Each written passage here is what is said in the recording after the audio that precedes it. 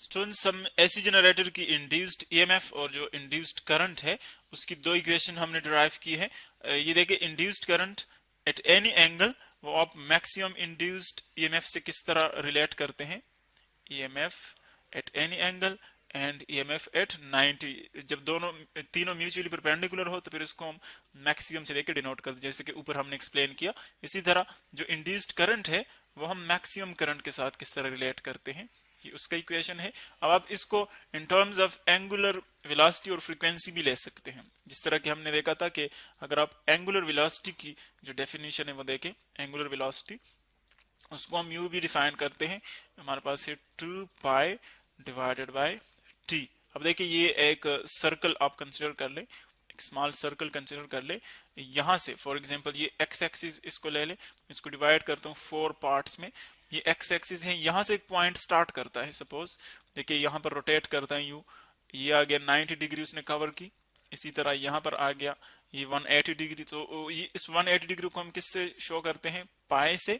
और इसी तरह जब वापस आएगा अपनी पोजीशन पर, ये एक और पाई उसने कवर की, सो 2 पाई एक्चुअली उसने ये डिस्प्लेसमेंट कवर किया होगा। ये जो एंगुलर डिस्प्लेसमेंट है उसको हम इस फॉर्म में लिखते हैं 2 पाई फॉर्म में। और जो इसने टाइम लिया होगा एक कंप्लीट रोटेशन के लिए उसको हम कैपिटल टी से डिनोट करते हैं। ये इसका एक्चुअली उसी तरह आ जाएगा जिस तरह का टाइम पीरियड है, तो हम इसको यूं लिख सकते हैं omega is equal to 2 pi by T, या आप इसको यूं भी लिख सकते हैं चूंकि 1 ओवर टी जो है वो एक्चुअली इक्वल होता है फ्रीक्वेंसी के 1 over T is actually equal to frequency.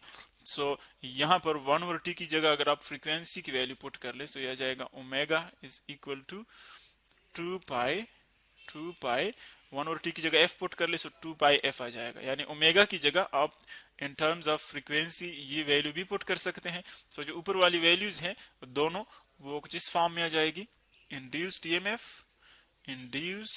EMF उसकी वैल्यू आ जाएगी maximum EMF into sine of omega T है, तो ओमेगा की जगह आप ये वैल्यू पुट कर लें 2 पाई एफ, सो ये बन जाएगा 2 पाई एफ और टी, ये आ जाएगा in terms of frequency EMF की वैल्यू। और इसी तरह अगर आप इंड्यूस्ड करंट की वैल्यू निकालना चाहें तो इंड्यूस्ड करंट की वैल्यू आ जाएगी इंड्यूस्ड करंट हम आई से डिनोट करेंगे, इंड्यूस्ड करंट जो कि इक्वल है maximum current into sine of 2 pi F into T. ये अब देखिए जो ऊपर दो इक्वेशंस हमने डिराइव की हैं वो actually in terms of angular frequency थे, और अगर आप इसको इन टर्म्स ऑफ फ्रीक्वेंसी लिखना चाहते हैं एंगुलर वेलोसिटी थे सॉरी ऊपर, और ये है फ्रीक्वेंसी के टर्म्स में। सो ये मुख्तलिफ इक्वेशन है जो हम मुख्तलिफ फॉर्म्स में यूज कर सकते हैं। इसका प्रिंसिपल हमने देखा एसी जनरेटर का। अब देखिए इसमें जो ईएमएफ इंड्यूस होगा वो रोटेशन के साथ साथ किस तरह चेंज होता है वो हम इस फिगर से एक्सप्लेन करते हैं। ये फिगर आप कंसीडर कर लें, ये जो रेड आपको लाइंस नजर आ रहे हैं जो हम एरो से शो कर रहे हैं ये एक्चुअली मैग्नेटिक फील्ड है, यानी मैग्नेटिक फील्ड की डायरेक्शन आप देख रहे हैं यहाँ पर वो है टुवर्ड्स द राइट, ये मैग्नेटिक फील्ड की डायरेक्शन। इसके अंदर हमने ये कॉइल रखा हुआ है, ये कॉइल है, आप इसको देख सकते हैं। अब कॉइल जो है फॉर एग्जांपल ABCD कॉइल जो है वो फर्स्ट हमने परपेंडिकुलर रखा हुआ है टू द मैग्नेटिक फील्ड।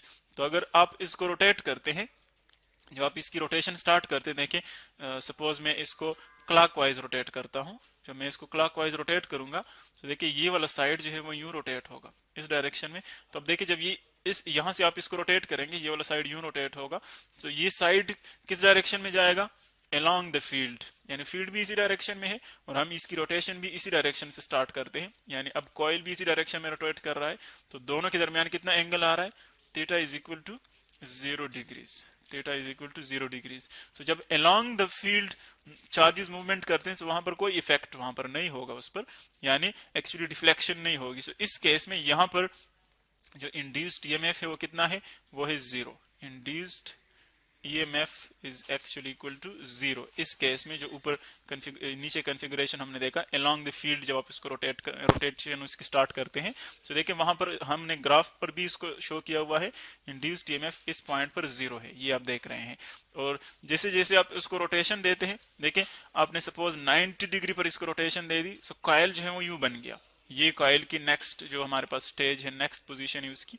अब देखें, अब जब हम कॉइल को देखते हैं तो एक्चुअली उसका जो प्लेन है वो पैरेलल आ गया to the external magnetic field. तो अब इस केस में जब आप इसकी रोटेशन कंटिन्यू रखते हैं, देखें अब रोटेशन क्या होगी, रोटेशन उसी तरह होगी, लेकिन इसकी जो डायरेक्शन है इस कॉइल की, अब इसकी रोटेशन आप देखें, यहां पर इस साइड की रोटेशन वो यूं होगी, यूं होगी, इस साइड की रोटेशन यूं होगी। सो इस केस में आप देखें मैग्नेटिक फील्ड जो है वो राइट साइड पर है, और जो कॉइल की रोटेशन होगी यानी एक्चुअली जो उसकी मोशन होगी वो परपेंडिकुलर होगी टू द फील्ड। तो इसीलिए जब परपेंडिकुलर होगी तो हमने पढ़ा था कि वहां पर इंड्यूस्ड ईएमएफ क्या होगा, मैक्सिमम। तो आप देख रहे हैं कि यहाँ पर इंड्यूस्ड ईएमएफ की जो वैल्यू है वो मैक्सिमम है, जो कि आप इस ग्राफ से देख सकते हैं। ये वाई एक्सिस पर हमने इंड्यूस्ड ईएमएफ पुट किया हुआ है, और एक्स एक्सिस पर एंगल्स हैं, रोटेटरी एंगल्स। तो देखें यहाँ पर इंड्यूस्ड ईएमएफ मैक्सिमम है। बिल्कुल इसी तरह जब अब 180 डिग्री पे इसको रोटेट करते हैं तो फिर उसी पैटर्न में आ जाएगा, फिर इंड्यूस्ड ईएमएफ जीरो होगा इस केस में, अलोंग द फील्ड या एंटी पैरेलल, पैरेलल दोनों केसेस में वो जीरो होगा। इसी तरह 270 पे फिर यहाँ पर 90 डिग्री होगा दोनों के दरमियान, फील्ड और इसके दरमियान, रोटेशन के दरमियान, जो कॉइल है उसके दरमियान, सो फिर मैक्सिमम होगा। इसी तरह फिर 360 पे फिर जीरो हो जाएगा। तो इसी तरह जो इंड्यूस्ड ईएमएफ है उसकी वैल्यू वेरी करती है, जो कि हमने यहाँ पर देखा। और जो 0 to 90 डिग्रीज है, 0 to 90 डिग्रीज, अब ये एक्चुअली क्या है, इस पूरे रोटेशन का फोर्थ पार्ट है। तो इसीलिए ये कितने टाइम में रोटेट करेगा, 0 to 90 t/4, यानी जो पूरा एक रोटेशन का टाइम है उसका फोर्थ पार्ट। इसी तरह जो t/4 से जब ये यहां तक जाएगा, यानी जो सेकंड पार्ट से 90 डिग्री से 180 तक, फिर t/4 होगा। सो t/4 प्लस t/4, यहां तक ये टोटल टाइम कितना लेगा, t/2। यानी 0 से अगर हम कंसिडर कर ले 180 तक, ये 0 से 90 तक है, और ये है 0 से लेकर 180 तक, यानी एक्चुअली हम टोटल टाइम की बात कर रहे हैं। इसी तरह फिर नेक्स्ट t/2, t/4 फर्स्ट में, t/4 सेकंड में, t/4 थर्ड में। तो इसके लिए 270 तक जो टोटल टाइम है, यानी 0 से लेकर 270 डिग्री तक जो टोटल टाइम ये लेगा वो कितना होगा, वो होगा 3t/4। इसी तरह अगर आप 0 to 360 टोटल टाइम कंसिडर कर ले, सो t/4 एक और इसके साथ ऐड हो जाएगा, 0 to 360, तो टोटल टाइम इसकी क्या हो जाएगी, t/4 plus t/4 plus t/4 and plus t/4, वो हो जाएगा एक मुकम्मल टाइम पीरियड आ जाएगा। सो ये इसकी टोटल टाइमिंग होगी जो हम रिलेट कर सकते हैं एंगल्स के साथ। और इसका ईएमएफ भी हमने देखा कि वो एंगल्स के साथ साथ किस तरह उसकी वैल्यू चेंज होती है।